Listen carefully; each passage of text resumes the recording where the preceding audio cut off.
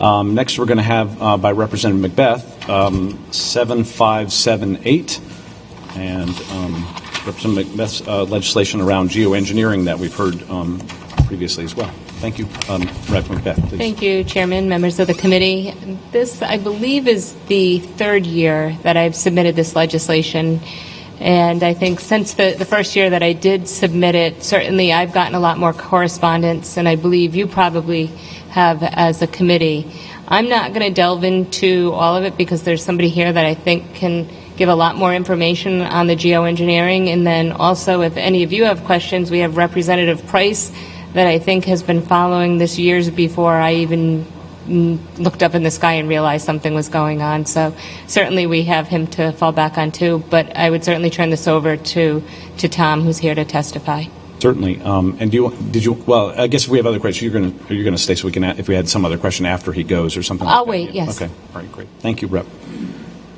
So then before we ask, if we have any questions of Rep. MacBeth after, we can certainly get to her, but at the same time, let's let Thomas Loiselle, is that how you pronounce it, sir? Yeah, Loiselle. Loiselle. Yep. Welcome again, sir. Thank you very much for allowing me to speak. Thank you very much for making this an issue, because it is a very important issue. I'm not a scientist. I'm not an expert. I am, however, a lifelong Rhode Islander. I'm a family man, a businessman. I have 3 sons. They're all in Rhode Island.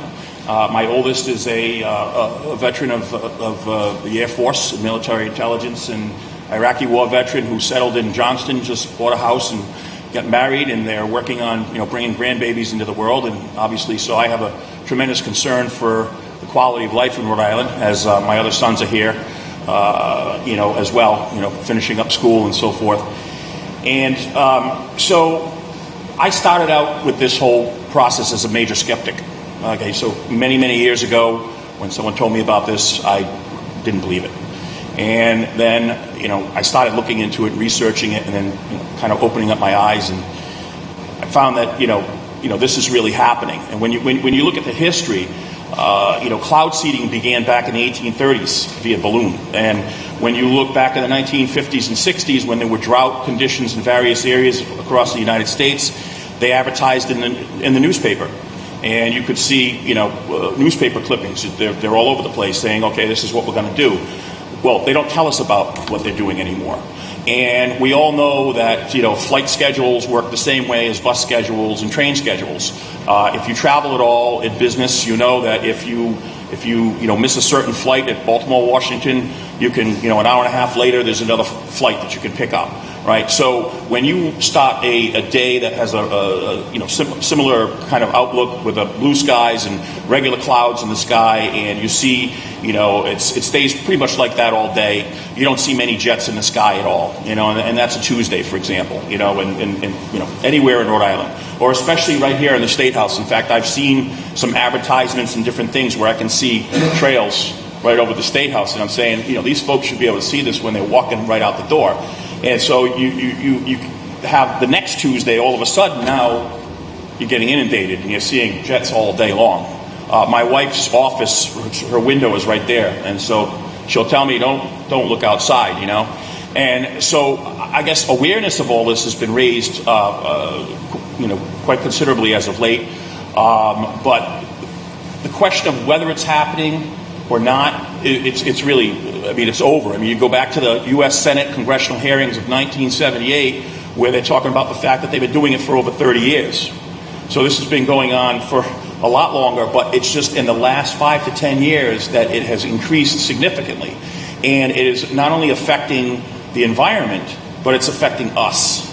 So can I just redirect you probably a little bit less on the sort of history and instead about the legislation? I just want to, because again, everybody's working on other pieces. It's my first time speaking. Oh no, sure. And I have also just, can I ask, do you have any written testimony as well afterwards, or if you want after the fact? Well, I provided some flyers. Yeah, and I saw those. Yeah. All I have really, honestly, is just notes that I wrote down. But afterwards, you certainly email us that, and we'll make sure we get it to the committee members also. But because I don't want to limit anything that you want to say, but if you just to keep it more to the content of the bill, that would be helpful. Okay.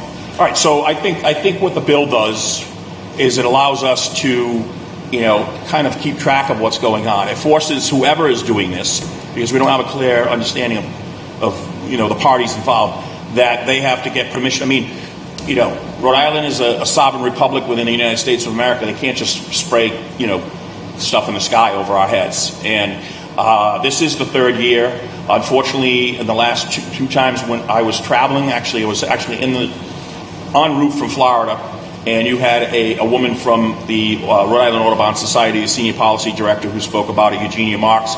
I spoke with her at a conversation the day after that, and I asked her why she testified against, and she said it should be handled at the federal level. And I don't necessarily disagree with that, but it's just not. I think it's being done at the federal level. That's the issue, without our consent. And then the other thing that she was concerned about, that first bill, saying that it didn't allow for experimentation.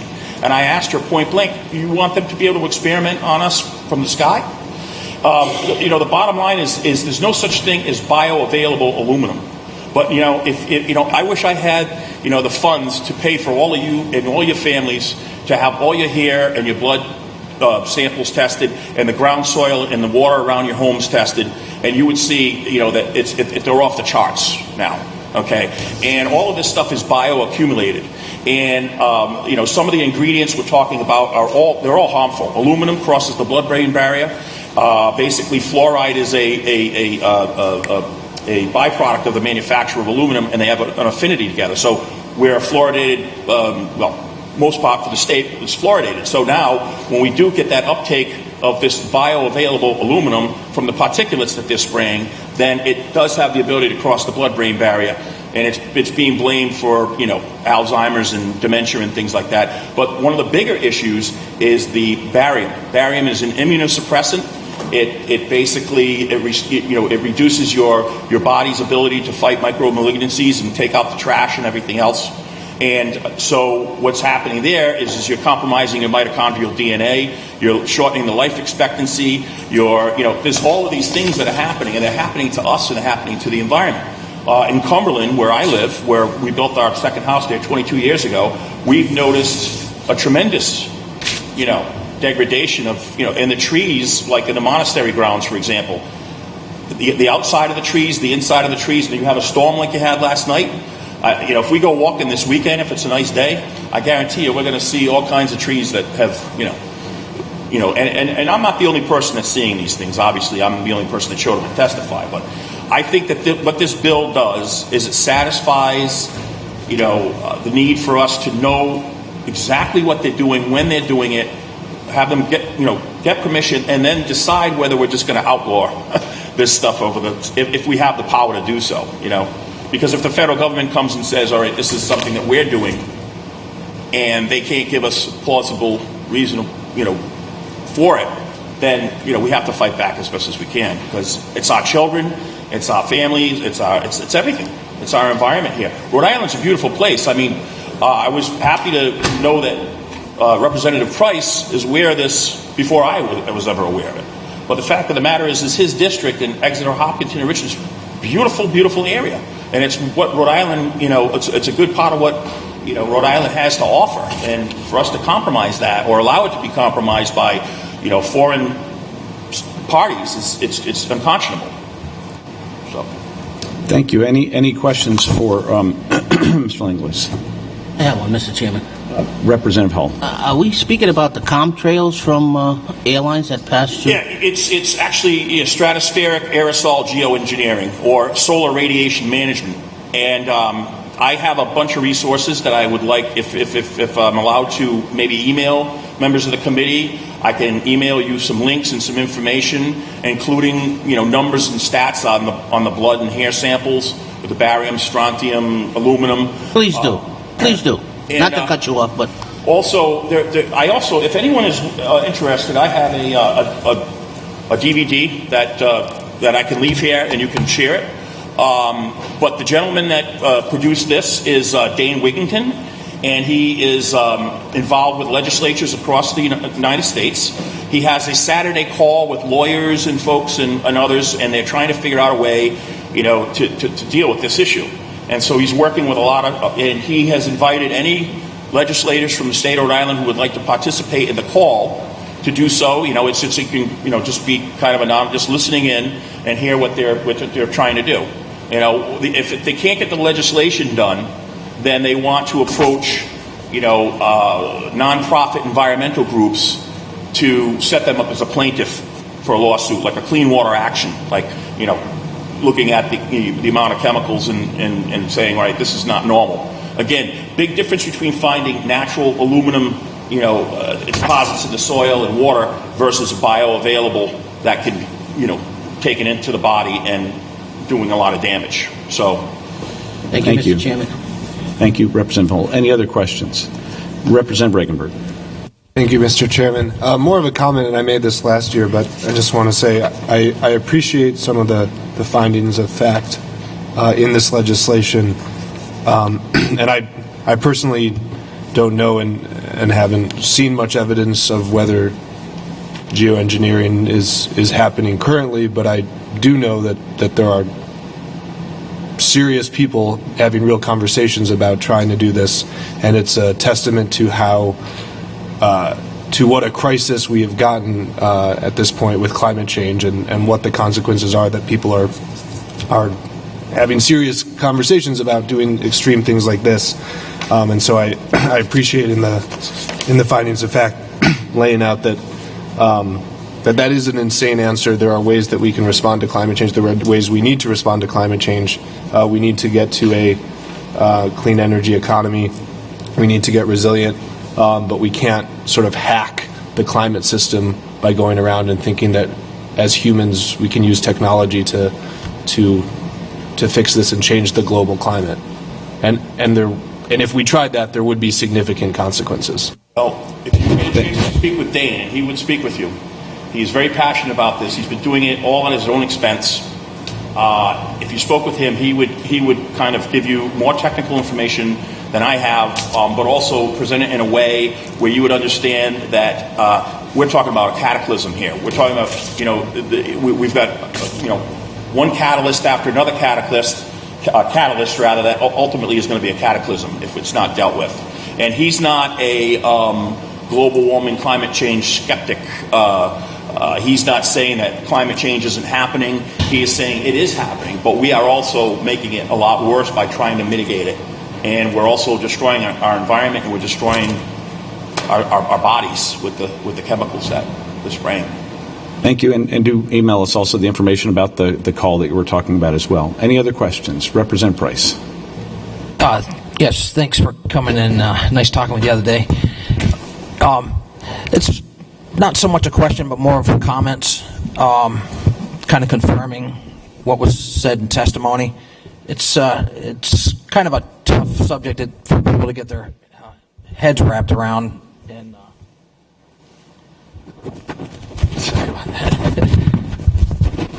But if you do, I've been following this for quite some time, and if you can actually pull up some government documents that confirm that there are geoengineering programs being conducted, probably worldwide. Not so much like you said. The woman said that it probably should be addressed on a federal level, which I could see why she would say that, because it's probably more of a federal issue because it's so nationwide. But if we just address it on a state issue, as a states could get together, and as states they could address it on a federal issue.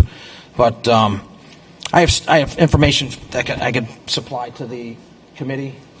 This Air Force document, it's called Owning the Weather 2025. It's actually from the Air Force. There's some stuff from the Department of Accountability, which I know that when we go through committees, we always like to have facts that we could research and government data. And also I have a 300-page research document which kind of gives the history of the program and where it currently is and where they project that it will go. So it's definitely should be up for conversation, and I think that's one of the reasons that we're bringing this up, so that it at least comes up to be discussed and come to light, even though it is like the elephant in the room when you can see it in operation if you choose to look for it. And you don't want to believe it. It's a tough one to wrap your hands around. And spraying, stuff in the sky that's harmful for me and my environment. Right, and that's not happening, right? But you have to get past that. You got to believe your own eyeballs. I've got pictures, videos, films. He's got more stuff than I could ever supply. But I'm going to send emails out with links and everything else. And I'm also going to, like I said, provide the information for his Saturday call. He does a call at 12:30 Saturdays, and speaks with legislators and lawyers and folks from around the country trying to, how do we deal with this issue? Because it's the elephant in the room. How do we deal with this? Okay. Thank you, and thank you, Rep. Price. You certainly can. We'll try to make this available for committee members as well. The things. Absolutely. Anybody that wants them, I could email them, or I could get hard copies for you. So, Very interesting. absolutely, it's a really interesting topic here along the way. I sent something to Rep. MacBeth that I saw that had sort of things on both sides of it. It was interesting to see the sort of both sides of the piece. But again, I like Rep. Regenberg said, I mean, it's just disappointing that we're looking at these kinds of, that people are even seriously considering these kinds of solutions no matter what. I just think it's disappointing we really have other alternatives to get to where we need to get to around climate change. So that said, that concludes the hearing on I'll get the bill number right here, 7578 by Representative MacBeth. Did anybody have questions for Rep. MacBeth? Let me ask. Okay, no. That concludes the hearing on 7578, and I'll gladly accept a motion to adjourn. That's moved by Rep. Philippi, and we're adjourned. Thank you, everyone. Thank you, folks.